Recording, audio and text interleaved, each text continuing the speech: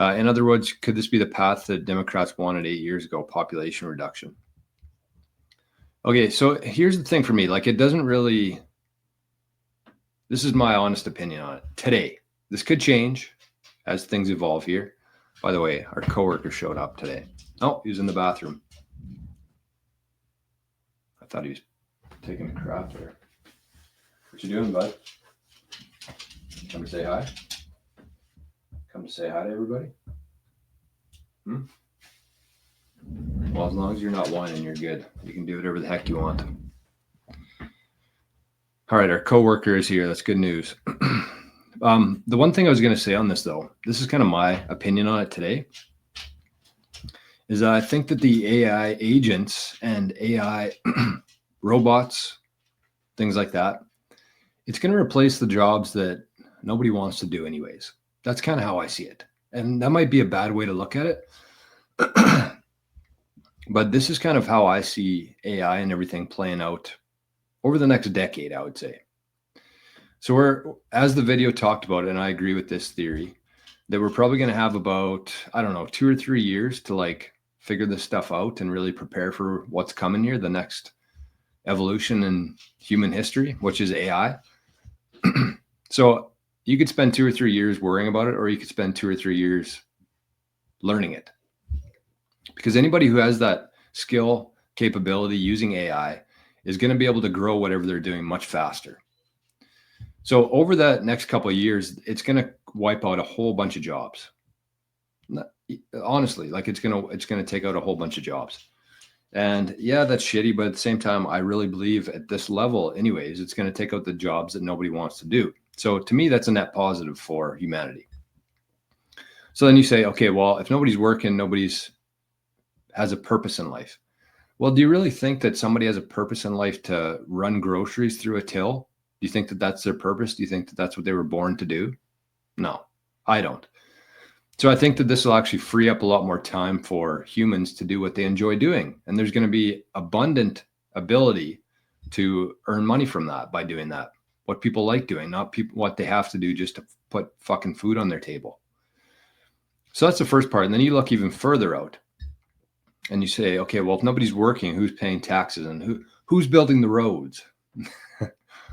The dumbest argument for taxes. But what I see happening here is I think we're actually going to be able to utilize Bitcoin and Bitcoin mining, especially for these different countries, to pay for their much smaller governments. So imagine a world without income taxes. Imagine a deflationary world where the prices of everything are much lower and people don't have to go to a job that they hate for 40 or 50 years of their life. Here's a really painful thing for me that I've kind of realized in the last little while. Imagine somebody like my parents. My parents would have went through this exact same thing. And I know baby boomers take a lot of shit right now for, the mess that we're in. But think about somebody who went to work for 20, 30, 40, 50 years of their life doing something that they didn't necessarily love doing at all. They just had to do it. And they go through their whole career, grinding every day, waking up, doing something that they hate for their kids, a lot of them. And then they wake up one day and the government's printed 50% of the total monetary supply in the last 4 years. And what they had or thought that they had to retire on is now worth nothing. Could you imagine being in that scenario? There's a lot of people going through that right now. And they're not really willing to blame anybody. They're just like sad about things. So I think we're kind of at the peak worst right now of like human abuse, pretty much. That's what I would call it, human abuse, slavery. It's the closest thing to it. People are triggered by that word. But if you look, I don't want to go too far down this path, but for somebody who wakes up every single day of their life, 9 to 5, going to work for somebody else, paying half their salary to the government, I don't know what else to call it. Plus, you got a 30, 40, 20, 30 year mortgage that you're pretty much attached to and forces you to do stuff that you hate doing just so you can basically live. In my opinion, that's not what we were designed to do. And I really think that if we had something like Bitcoin 100, 500,000 years ago, something similar to it, obviously we didn't have the technology for it, but we would be living in a much different world right now. Not just like technology wise, but everything wise. Everything. And I think a lot of that has been taken from human civilization in terms of us being able to evolve. We're like at the lowest form of energy use that we could possibly be at right now. 90% of the population believes that our oil and our fuel comes from fucking dinosaurs.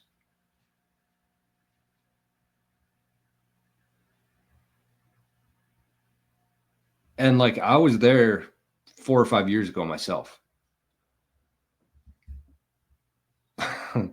But it's laughable. And I've even talked to people who work in like the energy industry about this. I'm like, there's no way this came from dinosaurs, right?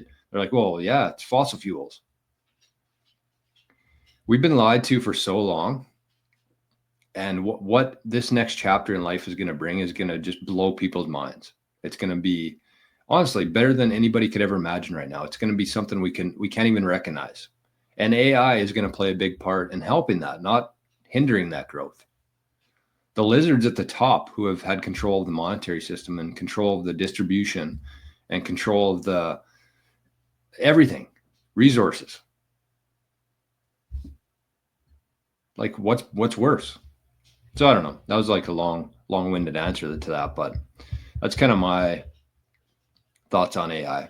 The people who utilize AI are going to do very well in the future here. Without a doubt.